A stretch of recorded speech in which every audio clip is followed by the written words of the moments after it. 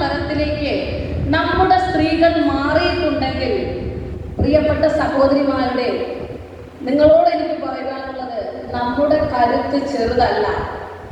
ആനയ്ക്ക് അതിൻ്റെ കരുത്ത് അറിയില്ല എന്ന് പറഞ്ഞതുപോലെ നമ്മുടെ ഓരോരുത്തരുടെ ഉള്ളിലുമുള്ള കഴിവുകളും കരുത്തും നമുക്ക് യഥാർത്ഥത്തിൽ അറിയില്ല. അതാണ് കഴിഞ്ഞ കുറേ കാലങ്ങളായി സംഭവിച്ചുകൊണ്ടിരിക്കുന്നത്. എന്നാൽ നമുക്കറിയാം, കഴിഞ്ഞ ഒരു കുടുംബം തന്നെ നമ്മൾ എടുത്തു കഴിഞ്ഞാൽ ആ കുടുംബത്തിലെ വിളക്ക് അല്ലെങ്കിൽ ആ കുടുംബത്തിന്റെ നട്ടെല്ല് എന്ന് പറയുന്നത് ആ വീട്ടിലെ അമ്മയാണ്, അല്ലെങ്കിൽ ആ വീട്ടിലെ മകളാണ്, ആ വീട്ടിലെ സ്ത്രീയാണ്. അങ്ങനെ വീട്ടിലെ നട്ടെല്ല് നാട്ടിലെ നട്ടെല്ലായി സ്ത്രീകൾ മാറുന്നു. ആ നാട്ടിൽ നട്ടെല്ലുകളായി വളരുന്ന സ്ത്രീകൾ ഇന്ന് രാജ്യത്തിന്റെ നട്ടെല്ലായി മാറിക്കൊണ്ടിരിക്കുന്ന കാഴ്ചയാണ് നമ്മൾ കണ്ടുകൊണ്ടിരിക്കുന്നത്.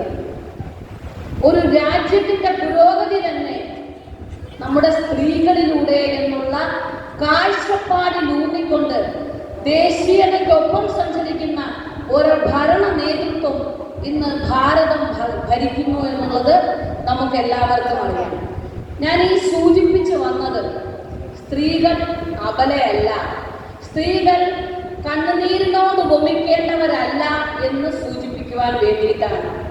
സ്ത്രീ ശക്തി സമ്മേളനങ്ങൾ എല്ലാ സ്ഥലങ്ങളിലും നടക്കുന്നുണ്ടെങ്കിലും സ്ത്രീകൾ ഇന്ന് നമ്മുടെ കുടുംബങ്ങളിൽ തന്നെ, നമ്മുടെ കുടുംബ പശ്ചാത്തലങ്ങളിൽ പോലും, കുടുംബ ബന്ധങ്ങൾ പോലും ശിഥിലമായി കൊണ്ടിരിക്കുന്ന ഒരു കാലഘട്ടത്തിലാണ് നമ്മൾ എല്ലാവരും നിൽക്കുന്നത്. കാരണം നമ്മുടെ വീടുകളിൽ അച്ഛനും അമ്മയ്ക്കും ഒക്കെ ജോലികളുണ്ടായിരുന്നു.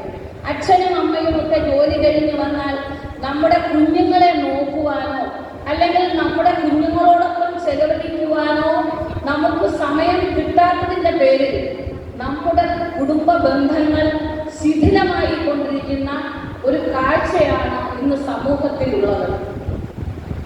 അത് പറയാൻ ഏറ്റവും എനിക്ക് തോന്നുന്ന ഒരു സാഹചര്യം എന്ന് പറഞ്ഞാൽ, കഴിഞ്ഞ ഒരാഴ്ചയ്ക്ക് മുമ്പ് നമ്മളെല്ലാവരെയും ഞെട്ടിച്ചുകൊണ്ട് ഒരു വാർത്ത നമ്മളെല്ലാവരും കണ്ടതാണ്.